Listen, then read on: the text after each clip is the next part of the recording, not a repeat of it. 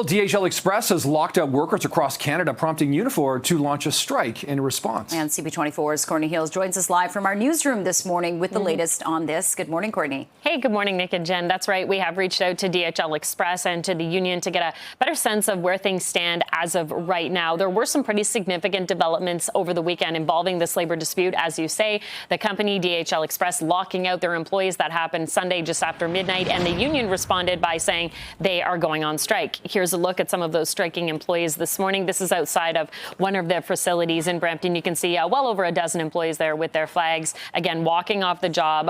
Some of the sticking points here when it comes to the ongoing dispute, the labor dispute between the two sides, include working conditions and wages. What we heard from DHL Express, they say they're offering 15% over 5 years. We know that some of the employees are not happy with the working conditions. They'd like to see more improvements.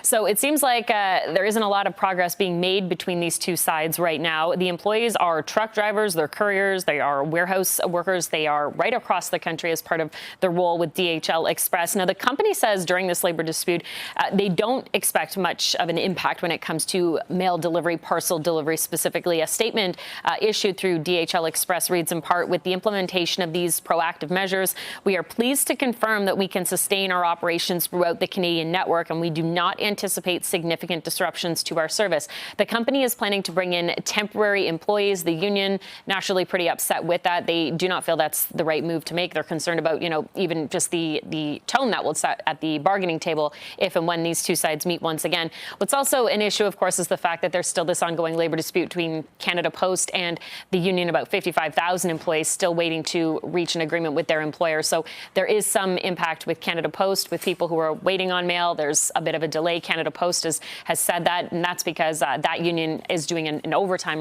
ban. And then you have DHL Express. They say that they're not seeing much of an impact with their courier service, but there is certainly a possibility that could change. So this morning, guys, as I say, we've reached out to both sides. We'll hopefully get a sense of where things stand and if the two sides are planning to meet at some point later on. Over to you. Yeah, see if those talks get underway. Okay, that is Courtney live in our newsroom this morning. Court, thanks for the update there.